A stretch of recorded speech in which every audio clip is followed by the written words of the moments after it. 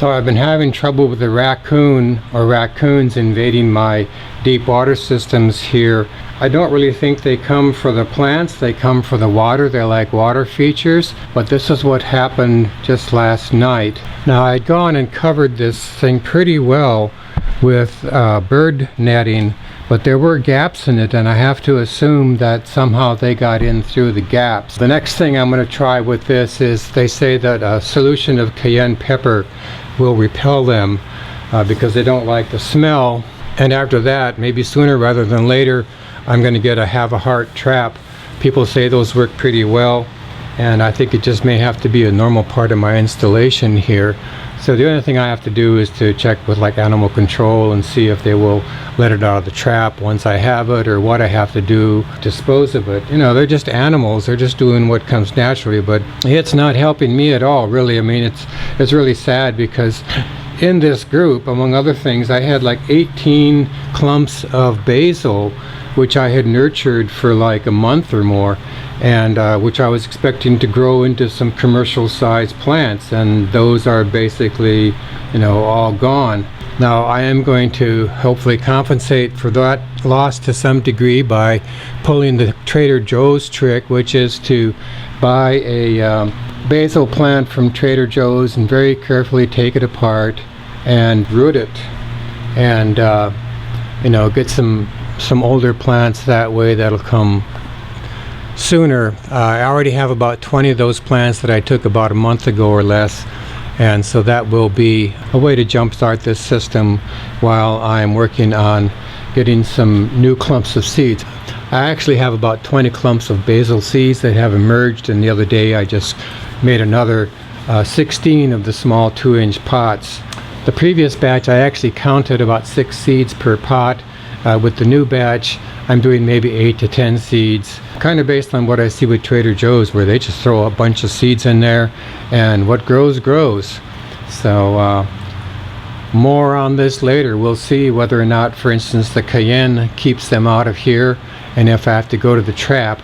The other thing I'm thinking about too is, here I'm using floats, which are a nice handy way to do things, but in some of my deep water tomatoes up at ASN Natural Stone, I'm using a plywood top rather than a floating top, and you just have to, you know, monitor the solution level a little more than you do with floats. But that would provide a hard top, and it may be that if I put some hard tops on some of these and leave them for a while, maybe just a week, without any plants in them, they will learn that there's no way for them to get at the water inside these tanks, and that will be a good path forward. But I really need to find a path forward on this, because I am not going to give up on doing this. In dealing with the raccoon war, I decided that the first priority would be to save some of the plants, and I chose Swiss chard as the main thing to save, because the Swiss chard is one of the most productive greens that I've found. So what I did with that was I just took those cups out of the hydroponic system, and I took these recycled rose containers, put a little bit of shade cloth in the bottom to plug the holes, and filled them up with coconut coir, and then put in the plants. So I really like coconut coir because it holds moisture very well, and yet it is also quite porous. So there's 2 of the plants that I saved, and then here's the other 3 that I saved, and the rest of the plants in this system I'm going to cut the leaves such as I can to make my green drink, and then we'll move on from there. These are some chard plants that I took out of the hydroponic system a few weeks ago, and you can see that the roots are developing and producing a lot of nice leaves. Now these plants do have reservoirs at the bottom, whereas the gray ones I just made do not. I'm not doctrinaire about this stuff, and I think the other chard plants in the gray containers will do just fine. This is going to be another line of defense against the raccoon, which is a sprayer that has cayenne pepper in it. Supposedly they dislike strong odors, and cayenne is supposed to be the best thing for this.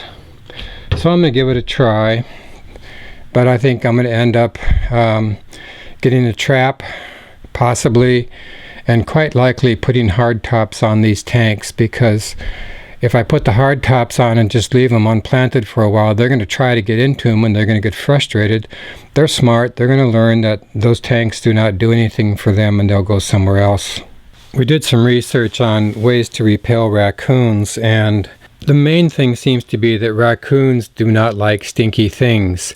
I had previously showed you the mix made with the cayenne pepper. Mothballs are good because they are natural processes to evaporate, and that will tend to permeate an area where the raccoons might come.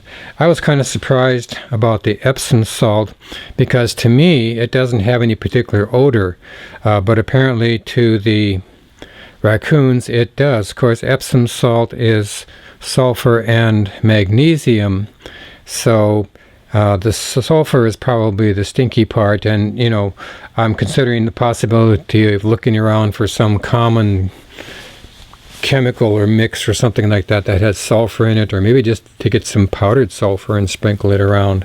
Other things like ammonia are on the list. I'm using things I happen to have in the house at the moment and may buy some ammonia. I think I've decided that the best thing to do is to try to repel them as opposed to trying to trap them. And the reason for that is that, it just takes one raccoon one time to come in and tear up the whole system and destroy a crop. And if I'm successful at repelling them, then that is the better solution because they'll just learn not to come around. My main response to this disaster has been just to go to Trader Joe's and buy another 4 of their plants ready-made. And I'll show you in a minute how I'm just tearing these apart. But basically, I have a tray with some plastic glasses with some hydroponic solution at the bottom, and I'm just pulling clumps out of there and putting those in there. Some will live, some will die. Now on this left side of this tray is a clump I previously talked about where I just pulled the whole clump out and stuffed it into a 2-inch net pot. Most of those plants did survive, but now I've torn that apart into multiple clumps because that's what I want out in the system. And the leaves look like they have enough water in them and things like that, so these may be a little bit impaired, but I think they will survive and do okay. So what I'm doing with these little pots is just shaking the plant out and stripping off some of the kind of outside soil. And then I'm just grossly reaching in and grabbing some of these plants and throwing them into one of those cups. So some will live, some will die. We'll just see how it works out.